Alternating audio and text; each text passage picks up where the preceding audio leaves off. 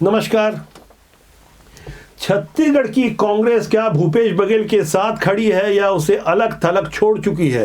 दरअसल ये प्रश्न आज मैं इसलिए खड़ा कर रहा हूं क्योंकि जब मीडिया ने राहुल गांधी से ये बातें पूछी, राहुल गांधी नेता प्रतिपक्ष हैं लोकसभा में, इसके अलावा कांग्रेस के सर्वे सर्वा हैं, भूपेश बघेल के मामले में जैसे ही मीडिया ने उनसे पूछा कि उनके घर में जो छापेमारी हुई इस पर उनका क्या कहना है, तो उन्हें उत्तर देते नहीं सूझा। निकले तो थे प्रियंका गांधी वाड्रा अपनी बहन के साथ, लेकिन जब कार में बैठ रहे थे तो उनका अंदाज देखें, बॉडी लैंग्वेज को देखें, आपको उत्तर अपने आप मिल जाएगा। सर भूपेश बघेल के यहाँ छापा पड़ा सर ईडी का। सर भूपेश बघेल के यहाँ छापा पड़ा सर ईडी का। कुछ तस्वीरें, कुछ भाव भंगिमा और बॉडी लैंग्वेज सब कुछ कहती है, जैसा कि भूपेश बघेल के साथ हुआ। जब वो घर से बाहर निकले, जब छापेमारी हो चुकी थी, तमतमाए हुए थे, बोलते बोलते यहाँ तक कह गए कि मुख्यमंत्री विष्णुदेव साय को कुछ नहीं आता, शायद यही कहना चाह रहे होंगे कि वो पढ़कर बोलते हैं। इस बारे में भारतीय जनता पार्टी की ओर से बयान भी आया और भूपेश बघेल को एक बार फिर आईना दिखाने की कोशिश की गई। मंत्री केदार कश्यप की ओर से बताया गया कि वो आदिवासी भावनाओं का अपमान कर रहे हैं। हम उसे आगे समझेंगे। फिलहाल इस बात को गहराई से हम समझने की कोशिश कर रहे हैं कि आखिर छापेमारी हुई क्यों। ये इस कारण को लेकर कभी भी ईडी ने कोई बड़ा खुलासा अभी तक नहीं किया। 48 घंटे हो चुके हैं छापेमारी के, लेकिन भूपेश बघेल के घर में छापेमारी की असल वजह, जैसा कि भूपेश बघेल बता रहे थे कि 7 साल पुराना कोई मामला है, फर्जी सेक्स सीडी का नाम नहीं ले रहे थे क्योंकि उन्हें शायद शर्म आ रही होगी ये बताने के लिए कि कितने घिनौने मामले में उन्हें आरोपी बनाया गया था। हालांकि सुप्रीम कोर्ट से वो छूट गए हैं, लेकिन जनता की अदालत से क्या वो छूट गए हैं? जनता भी वैसा ही समझती है जैसा भूपेश बघेल समझते हैं।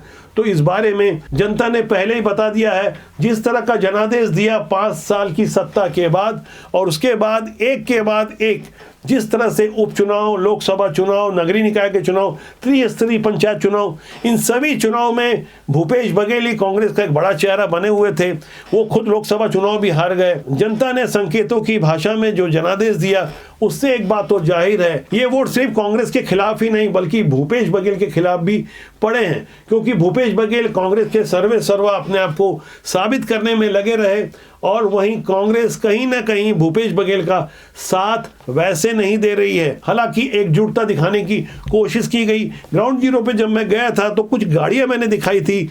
एक बार मैं चाहूंगा आप गौर से देखें। कवासी लखमा जेल में है, कोंटा विधायक की गाड़ी फिर भी वहाँ पहुंची थी। कवासी लखमा लगभग 55 दिनों से शराब घोटाले के मामले में जेल में है। उनके विरुद्ध सबूत जो मिले हैं, जमानत उनकी नहीं हो रही है। देवेंद्र यादव जो जेल से बाहर हैं वो भी वहाँ पहुंचे थे। टी.एस. सिंहदेव बाबा और बीजापुर के विधायक सहित तमाम विधायक, अनिला भेड़िया, जो चेहरे आपको वहाँ नजर आ रहे थे, कुछ हारे कुछ जीते, पुराने नए सारे चेहरे आपको दिख रहे थे, लेकिन संख्या बड़ी सीमित थी। मैं आपको यकीन से बताऊं, जो मैंने आंखों में देखा वहाँ संख्या अधिक से अधिक 200 की रही होगी, 150 या 200 यही संख्या रही होगी।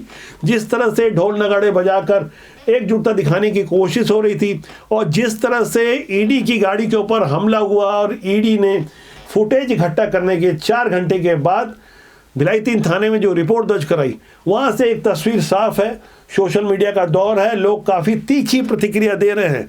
खासकर सन्नी अग्रवाल जो कर्मकार मंडल के अध्यक्ष हुआ करते थे, उनकी बदतमीजी पहले भी सामने आई थी। वो कांग्रेस कार्यालय में ही कांग्रेस के महासचिव अमरजीत छाबड़ा के साथ जैसा कुछ कर चुके थे, 2021 की वो घटना है। मैं चाहूंगा कि एक बार वो वीडियो देखें। वो सन्नी अग्रवाल जिन्होंने ईडी की गाड़ी में हमला किया, जैसे ईडी का आरोप है, एक बार उनके व्यवहार को देखें और उसके बाद ग्राउंड जीरो पर वो क्या कर रहे थे उस पर भी गौर करें।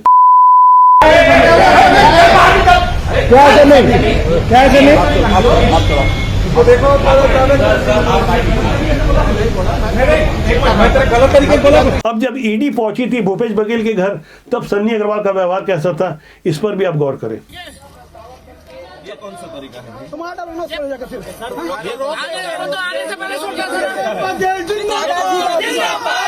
टूटा नहीं, वो तो तोड़ने आ गए थे, क्यों नहीं करेंगे? कुल मिलाकर जब ऐसा ही भूपेश बघेल को साथ मिलेगा तो जागरूक हो चुकी जनता क्या भूपेश बघेल के साथ खड़ी नजर आएगी? क्या कोई भावनाएं जुड़ेगी? क्या कोई इमोशनल कार्ड खेला जा सकता है? जिस तरह से भूपेश बघेल समझाने की कोशिश कर रहे थे कि विष्णुदेव साय तो पढ़कर ही बोलते हैं, जो उन्हें लिख कर दिया जाता है वही बोलते हैं। इस बारे में भारतीय जनता पार्टी की ओर से मंत्री केदार कश्यप ने जो कुछ कहा, इनकी भावना पर भी आप गौर करें। माननीय विष्णुदेव साय जी, जो कि बहुत ही सहज और सरल और मिलनसार हमारे मुख्यमंत्री हैं, अब उनके लोकप्रियता को देख करके भूपेश बघेल जिस तरीके से अलग अलग टिप्पणी कर रहे हैं, आदिवासियों का अपमान कर रहे हैं, ये इस बात को साबित करता है कि आप आदिवासियों के प्रति क्या सोच रखते हैं। माननीय विष्णुदेव साय जी न केवल छत्तीसगढ़ के बल्कि देश के सबसे कद्दावर हमारे आदिवासी नेता हैं, और जिन्होंने विधायक 2 बार, सांसद 4 बार और प्रदेश अध्यक्ष के रूप में 3 बार उन्होंने दायित्व का निर्वहन किया, 1 बार केंद्रीय मंत्री के रूप में दायित्व का निर्वहन किया। उनके बारे में आपकी ऐसी टिप्पणी कहीं न कहीं से इस बात को साबित करता है कि आदिवासी समाज को आप मुख्यमंत्री के रूप में देखना पसंद नहीं करते। आदिवासी को अपमानित करने की ये आपकी सोची समझी चाल है, और इसके लिए आपको पूरे छत्तीसगढ़ से और पूरे आदिवासी समाज से माफी मांगनी चाहिए। भूपेश बघेल एआईसीसी के महासचिव हैं और कांग्रेस के एक बड़े नेता हैं, 5 साल मुख्यमंत्री रहे। उनके ठिकाने पर जब छापेमारी होगी तो जाहिर तौर पर देश भर में इसकी चर्चा होगी। लेकिन आश्चर्य की बात है कि ईडी ने इस बारे में अभी तक कोई ऑफिशियल प्रेस नोट नहीं दिया है। अमूमन ईडी सभी केस में ऐसा नहीं करती, लेकिन कई बार प्रेस नोट ईडी की ओर से आ जाता है। शराब घोटाले के मामले में भी यही हुआ। जब कवासी लखमा को गिरफ्तार किया गया, उनकी गिरफ्तारी के पहले ही साफ तौर पर संकेत दे दिए गए थे, सबूत काफ़ी तगड़े थे।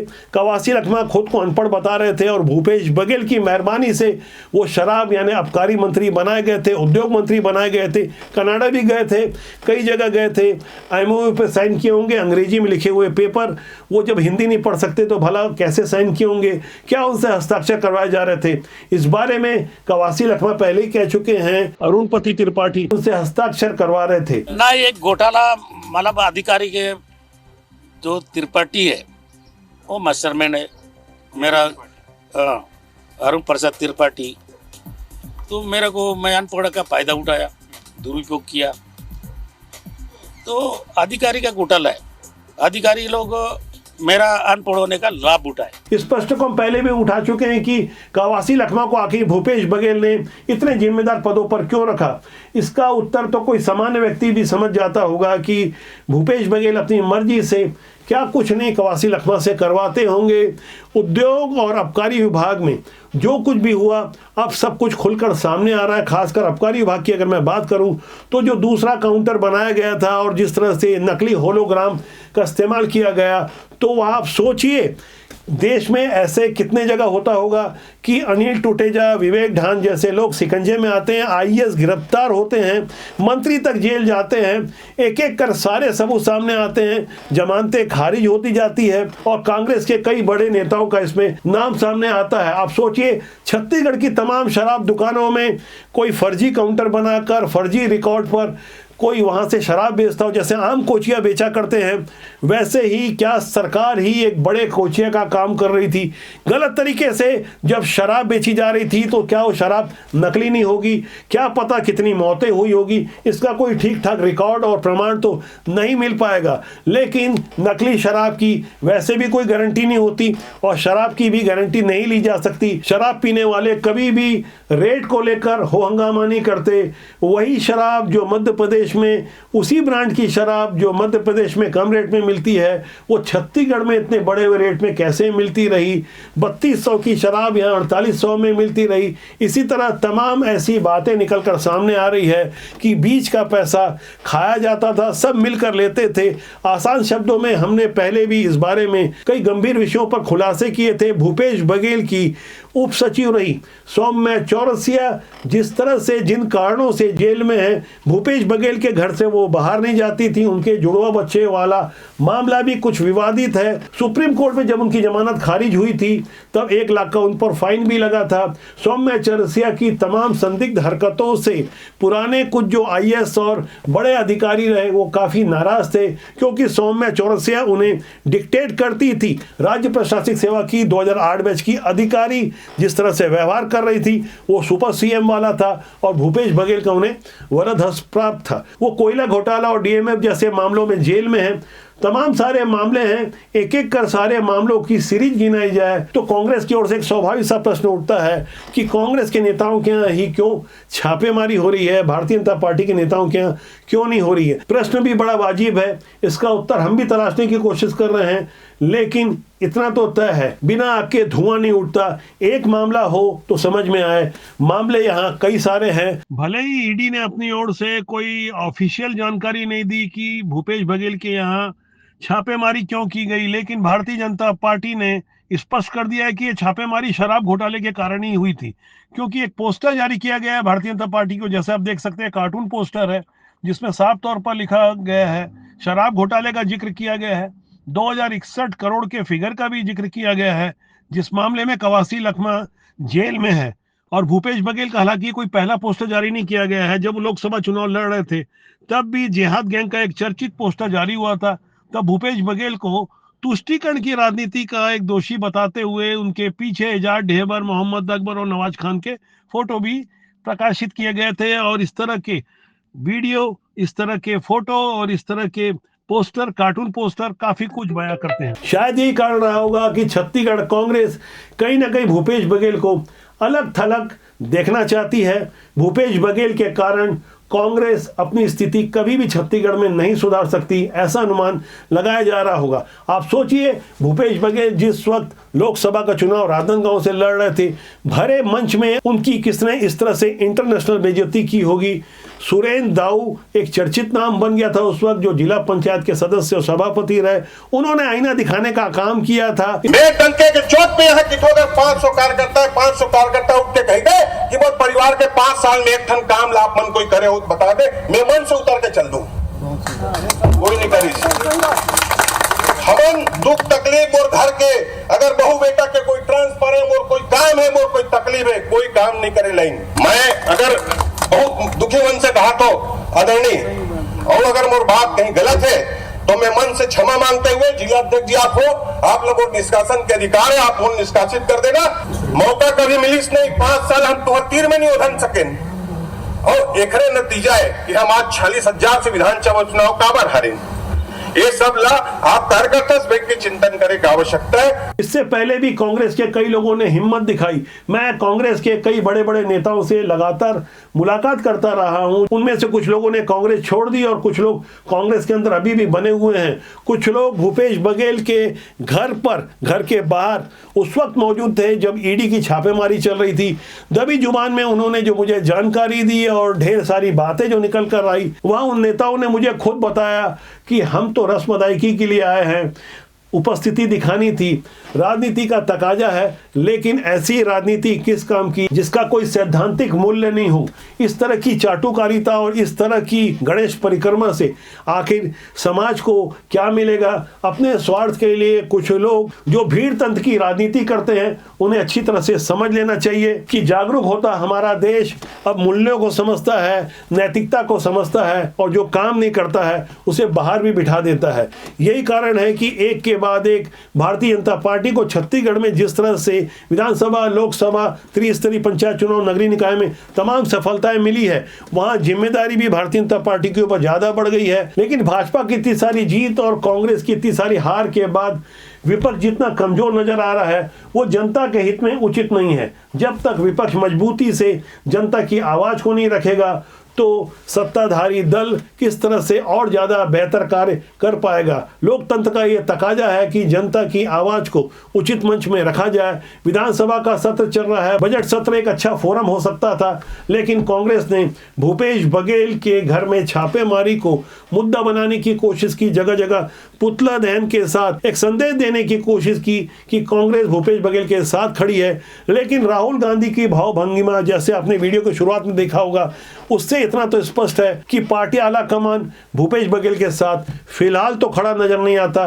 कल हो सकता कुछ बयान दे दे तो और बात है, लेकिन यहां समझना होगा कि राहुल गांधी की नाराजगी की एक वाजिब वजह भी है, क्योंकि वादा लिया गया था वो जून 2021 तक ही मुख्यमंत्री रहेंगे, क्योंकि 2.5 साल का कार्यकाल पूरा हो जाएगा। लेकिन भूपेश बघेल ने संख्या बल के दम पर और राहुल गांधी की उस समय जो पोजीशन खराब हो चुकी थी, क्योंकि 2019 का लोकसभा चुनाव उनके नेतृत्व में कांग्रेस हार चुकी थी और हालत कांग्रेस की बहुत पतली हो चुकी थी। तब राहुल गांधी राष्ट्रीय अध्यक्ष भी नहीं थे। जब शपथ ग्रहण उन्होंने करवाया था तब वो राष्ट्रीय अध्यक्ष थे।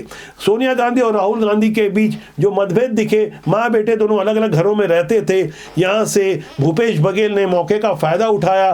संख्या बल के दम पर दिल्ली में 55 से ज्यादा अपने समर्थक विधायकों को ले जाकर यह दिखाने की कोशिश की कि पार्टी आला कमान यदि कहना नहीं मानेगा भूपेश बघेल का, तो संख्या बल के आधार पर वो कांग्रेस को आईना दिखा सकते हैं। मजबूरी में पार्टी आला कमान को झुकना पड़ा और भूपेश बघेल ने मौके का फायदा उठाकर प्रियंका गांधी वाड्रा से अपनी नजदीकियां बढ़ाई, राजेश तिवारी को इस काम में लगाया अपने सलाहकार को, उसमें सफलता भी मिली। इस तरह से 5 साल का शासन तो भूपेश बघेल ने किसी तरह से काट लिया। अब जब एक एक कर उनके शासन के पाप निकल कर आ रहे हैं, घोटालों पर छापेमारी हो रही है। हालांकि गौर करने वाली बात यह है कि जब मुख्यमंत्री रहते उन्हें 1.25 साल हो गए थे, शायद 24 या 25 फरवरी की वो तारीख 2020 की होगी जब इनकम टैक्स और ईडी की छापेमारी हुई थी। तब भी सौम्य चौरसिया के ठिकाने पर छापेमारी हुई थी, तब भी एजाज ढेबर के ठिकाने पर छापेमारी हुई थी। लेकिन उस समय भी सत्ता का दंभ इतना था कि केंद्रीय जांच एजेंसियों की गाड़ियों के ऊपर चालान कर दिया गया था। वो छोटा सा प्रतिकार आज भूपेश बघेल को बहुत भारी पड़ रहा है। कानून यदि अपने पर आ जाए तो भूपेश बघेल क्या, किसी को भी नहीं छोड़ा जाता। खुद मेरे ऊपर रायपुर पुलिस ने चालान किया है क्योंकि मैंने गलत तरीके से गाड़ी पार्किंग की थी। तारीख 7 मार्च, समय 7:58, पान खाने रुका था मैं, गलत तरीके से हमारी गाड़ी पार्किंग हुई थी। बाकायदा इसके लिए मुझे नोटिस दिया गया है, बाकायदा फोटो भी दी गई है हमारी कार की। हम अपनी गलती को स्वीकार करते हैं, चालान ईमानदारी से पटा देंगे। मुझे खुशी है इस बात की कि कानून ईमानदारी से काम कर रहा है और हम कानून का साथ दे रहे हैं। क्या हमारे राजनेताओं को भी इस तरह से कानून का साथ नहीं देना चाहिए? हमारा मानना है राजनीति बुरी नहीं होती, उसमें काम करने लोग अच्छे या बुरे होते हैं। इस बारे में आपकी क्या राय है कमेंट सेक्शन में लिखिएगा और चैनल को सब्सक्राइब करेंगे तो आपका हमारा साथ ज़्यादा मजबूती से रहेगा।